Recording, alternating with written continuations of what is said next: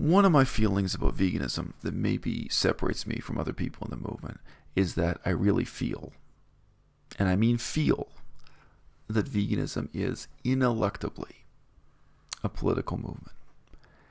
Even if you think it's a lifestyle, even if you think it's a diet, even if you think your personal engagement with it is completely non-political, I think you can't escape the fact that this is a political movement. By that I mean, you don't really have a choice in the matter. I'm not saying it's up to you to decide whether or not it's a political matter.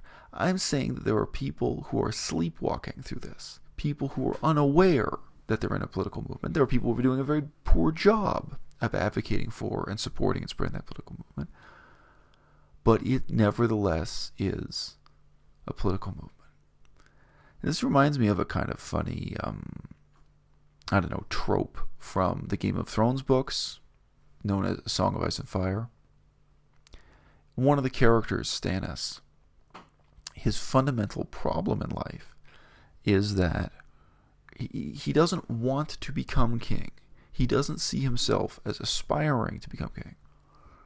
He sees himself as already being the king of Westeros, the king of this kingdom, but merely being surrounded by people who fail to realize that. Now in the book, he has a legal reason for thinking that in terms of the laws of succession. It's not worth reflecting on here. But it's interesting because politically it makes him stupid, inflexible, harsh, incapable of negotiations, incapable of coming to a peace treaty. But it means that he regards everyone else as sleepwalking. Why is it that everyone else around him doesn't realize that he's already the king? He's not a rebel. He's not fighting a revolution. He's not trying to take over. He already is the king. It's just bizarre to him that other people don't realize that yet.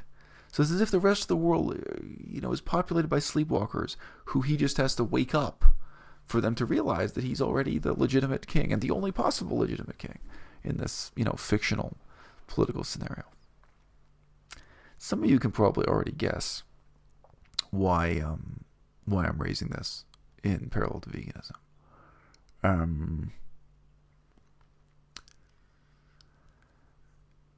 There's a sense in which some of us vegans, the vegans who realize this is a political movement, this is ineluctably a political struggle, even if it's one that's stumbling along now, even if it's one where the majority of people engaged in it don't want it to be a political movement.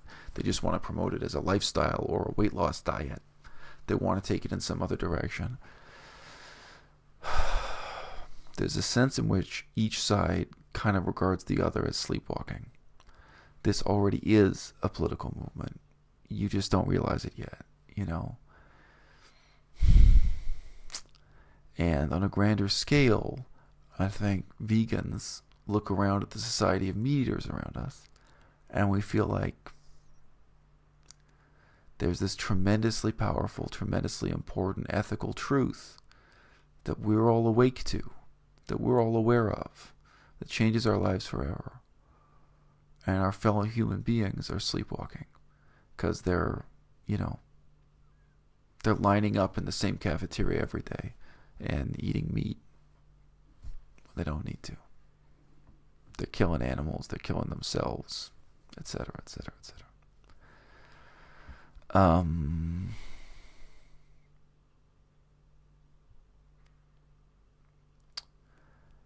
I very much grew up in a culture and in a formal political science education that held up compromise and negotiation as the highest virtues. And that anyone who was uncompromising was presumed to be evil, intransigent, counterproductive, extremist. I definitely grew up in a context in Canada, maybe partly because Canada was going through its own very sotto voce revolution with the attempts of Quebec to separate and become a separate country, that if only people could be reasonable, if only people could be more compromising, the world would have no wars, the world would have no tragedies, the world would have no violent revolutions. That somehow if only, Quebec could sit down at the table and meet halfway, if only the labor unions and the factory owners could sit down at a table and compromise, if only Russia and the United States during the Cold War, if only the enemies of the world could sit down and compromise. If only we could all be more compromising, the world would be a better and more peaceful place. That was maybe part of the moral tone of the Cold War in Canada, and probably reflects the peculiar role Canada played as a background assistant to the United States Empire during the Cold War, but not quite a thrilled advocate for the American Empire. But in veganism, we're in this realm where we can't compromise. We're in this realm where no matter how polite we are about it, the fundamental truth is we feel that we're 100% right and the meat eaters are 100% wrong.